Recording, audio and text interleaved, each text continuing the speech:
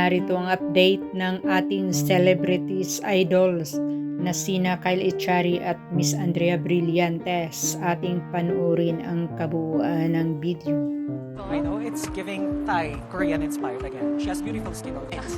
That's the only celebration I have. Now we got Kyle Echari in his look. We see it in more detail now. Alam mo, Naglalakad si Kyle Echari sa red carpet. Gwapong-gwapo naman ito at bagay na bagay sa kanya ang kanyang attire.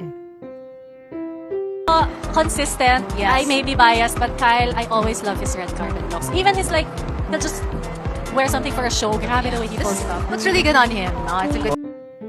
Magkasabay naman papasok sa entrance ng ABS-CBN Balls 2025 sina Miss Andrea Brillantes at Kyle Echari.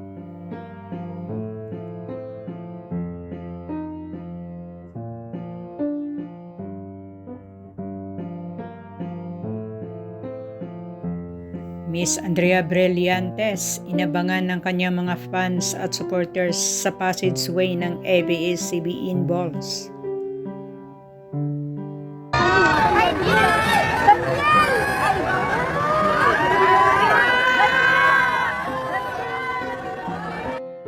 Napakaganda talaga ni Miss Andrea Brillantes. The most beautiful face in the world 2024. Oh, wow. my goodness. Andrea Here is the Brillantes. moment. Here she is, the most Oh, my beautiful goodness. face. Bagay na bagay ni Miss Andrea ang all-white na attire at napakaganda ang necklace nito. Most Oh, my beautiful goodness. face of 2024, walking the red carpet, and safe to say that her stylist, Elks Mejia, really binida yung face. Mapahanga ka talaga sa kaseksihan ni Miss Andrea. May ibubuga naman ang dibdib nito. Really binida yung face That card is talaga. true. And she is wearing a Eric Beltran suit. And Did fun you fact, know? yes, did you know that her necklace was Kaya tuwang-tuwa at pinagkaguluhan si Miss Andrea na nakita ito ng kanyang mga fans at supporters sa passageway ng nasabing balls. lent to her by The Heart Evangelista? Isn't Oh. that super cool? Love From the the look on ball. her. That's not just a look, that's a flex. That's a flex. yeah. Tuwang-tuwa din ang mga staffs ng ABS-CBN habang nagpa-fashion show ito si Miss Andrea sa red carpet.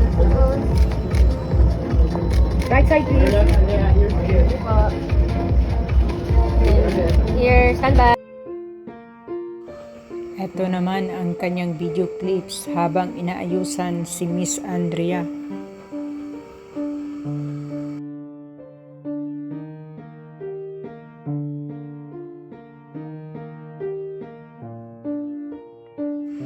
Sa gitna ng kasikatan ni Miss Andrea, hindi pa rin nagbabago ang ugali nito in and out.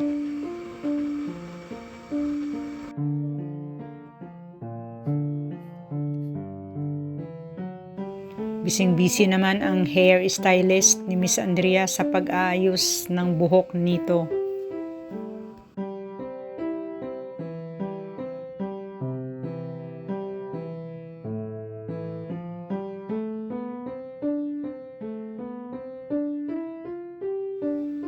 Only Miss Andrea Brillantes ang pinakabatang CEO sa ating bansa.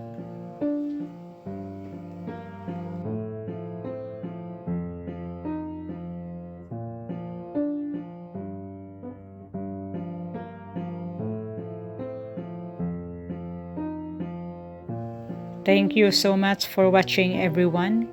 God bless you. Take care always.